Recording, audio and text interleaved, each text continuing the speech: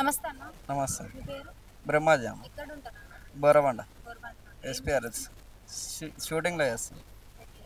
అన్న ఇప్పుడు జరిగే రాబోయే ఉప ఎన్నికల్లో మీరు చెప్పారు కదా, ఎవరొచ్చే అవకాశం ఉందంటే ఆ, ఏ సి పార్టీ నుంచి వస్తారు? సిఎన్ రెడ్డి అన్న వచ్చేస్తాడు. ఏ పార్టీ నుంచి వస్తారు? కాంగ్రెస్ పార్టీ నుంచి. కాంగ్రెస్ పార్టీ. ఎందుకన్నా అంత? ఆయన ప్రజల దగ్గర ఎప్పుడు ప్రజల మనిషి కాబట్టి ఎప్పుడు ప్రజల మధ్యలోనే ఉంటాడు ఆయన. ఓకే. ఏ ఆపద ఉన్నా ఏదున్నా కూడా అన్న ముందు ఉంటాడు, ముందడుగు వేస్తుంటాడు కాబట్టి అన్న గెలిచే అవకాశాలు ఉన్నాయని చెప్తున్నా. 100 కాదు 200% చెప్తున్నా. యా. ఇప్పుడు రేవంత్ రెడ్డి గారు చెప్పిన సంక్షేమ పథకాలు సన్నబియ్యం వస్తున్నాయి.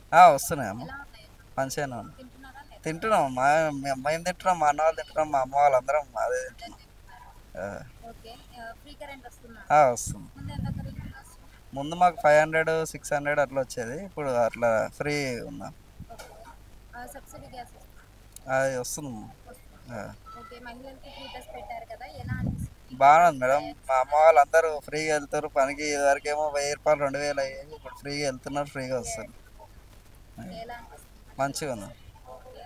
మళ్ళీ కూడా రేవంత్ రెడ్డి గారే కావాలంటారు. అవును మేడం. ఎందుకు? ఎందుకంటే మేము చిన్నప్పటి నుంచి వాళ్ళ పార్టీలోనే ఉన్నాం, మా డాడీ వాళ్ళు కూడా అదే పార్టీలో ఉన్నారు కాబట్టి.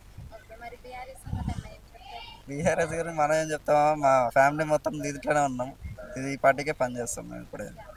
Subscribe us and press the bell icon for more interesting updates.